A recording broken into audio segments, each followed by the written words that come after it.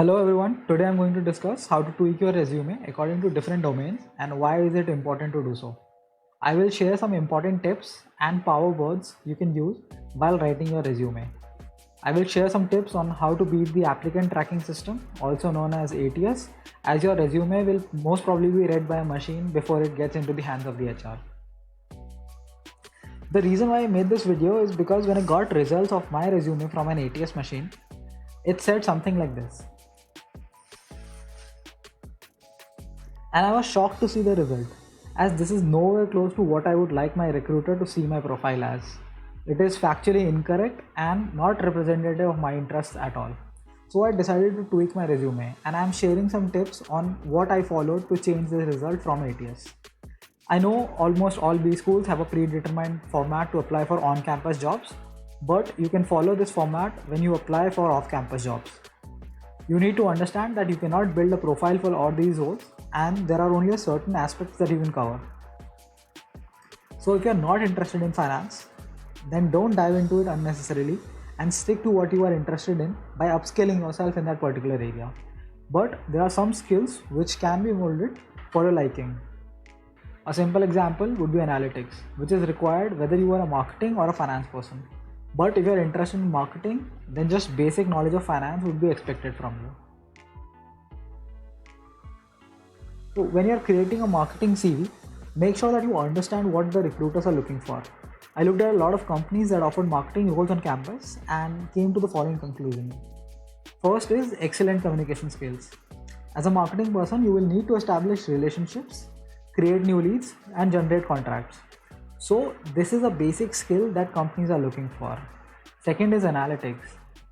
Marketing has changed a lot over the years, and now companies have become more data driven than ever.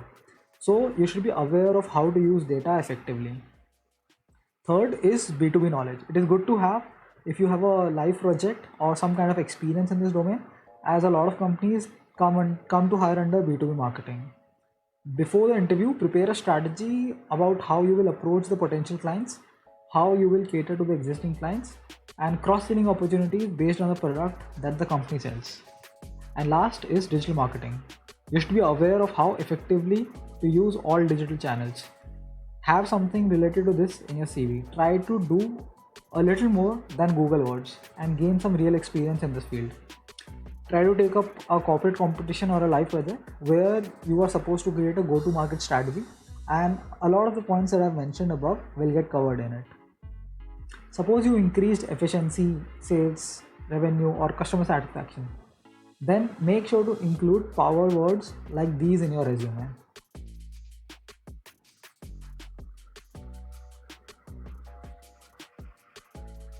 An example to show what work was done in the projects, you can use something like created a go-to-market strategy for companies covering the online and offline channels. The strategy aims at 15% increase in revenue over the first year of its implementation. So in this, you have explained what you have done and quantified it as well. Now let us look at some of the major profiles which are offered on campus. They include marketing manager, area sales manager, sales trainee, relationship manager, program manager, and marketing research analyst. Now here's a hack for you on how to beat the system. Find out people who are working in the similar profiles. Connect with them and get in touch to see what they are talking about or how they are tackling issues. Try to tweak your resume in this manner to at least beat the system for a shortlist. Now you have to pick keywords in your resume so that the ATS format picks it up. Some keywords could be SEO, research and strategy, B2B marketing, sales strategy, excellent communication skills. Analytics have become a major part of the organizations. Tons of companies are coming in to hire for these roles, and they offer really good prospects. In fact, there are high chances that there will be a boom in analytics hiring, especially after COVID-19.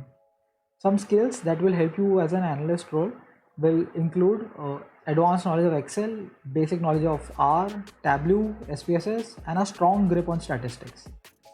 So as an analyst, you are required to work with data and develop insights from it. So it would be nice if you work with projects where you are able to develop insights from data, even if it is a personal project.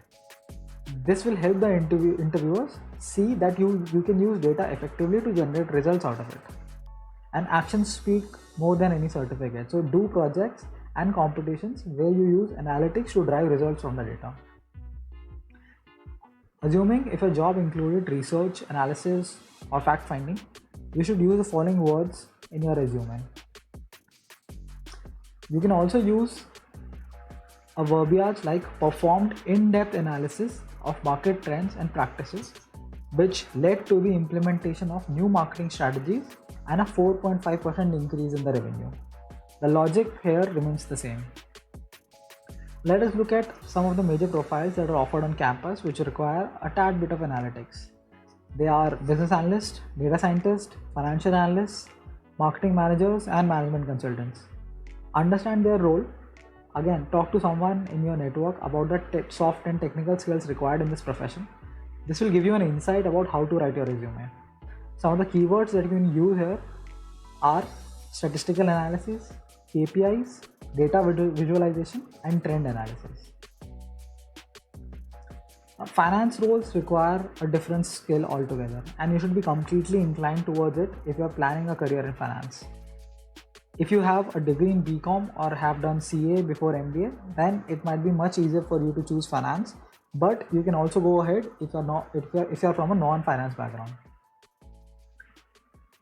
Skills that will help you land a role in finance include accounting knowledge, advanced knowledge of Excel, financial modeling, project feasibility analysis, research, visualization tools, as you will need to present the numbers that you have crunched in a simple manner for your team or your clients to understand. You can also do some certifications like CFA or FRM based on your interest.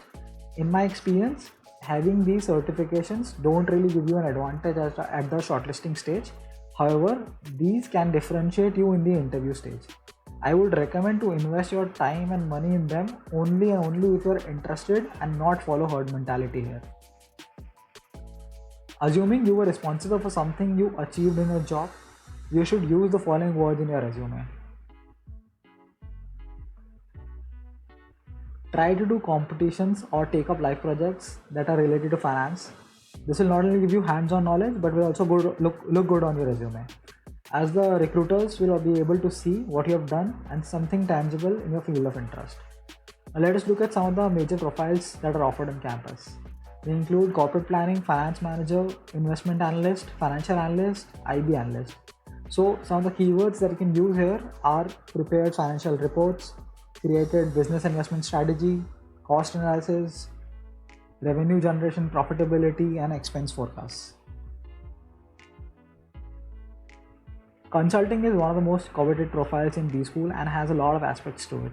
As a consultant, you will be doing multiple things depending upon the project, such as research, analyzing the data, resolving the issues, create strategies, and communicating with your clients, to name a few.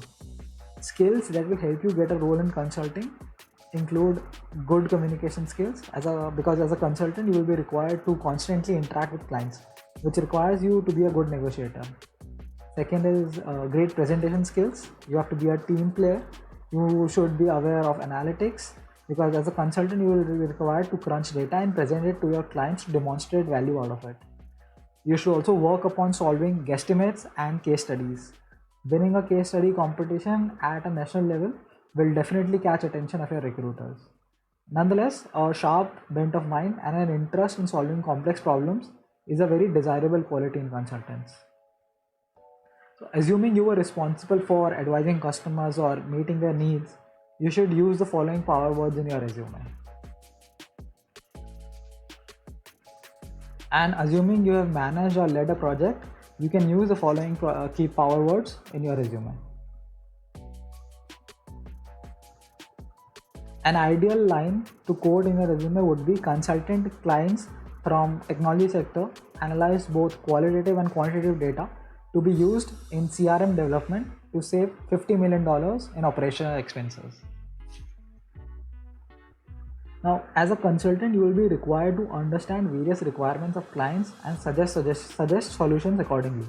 So, do projects where you are able to understand a problem from stakeholders and provide solutions based on your understanding. You can also do some project or an internship where extensive research is required, and that is another major thing that you will be doing as a consultant. So some of the profiles that come on campus in the consulting domain include business consultant, implementation consultants, management consultants, and business development consultants. So some of the keywords that should be in your resume to stand out include strategy, analytical and problem solving skills, business process improvement, excellent communication, and interpersonal skills. I hope I have clarified some points and given you some takeaways from this video. If you need a review of your resume, do get in touch via LinkedIn or Telegram channel. All of the links are shared in the description box of the video. And please share this video if you found it insightful. Thank you for watching. Stay safe.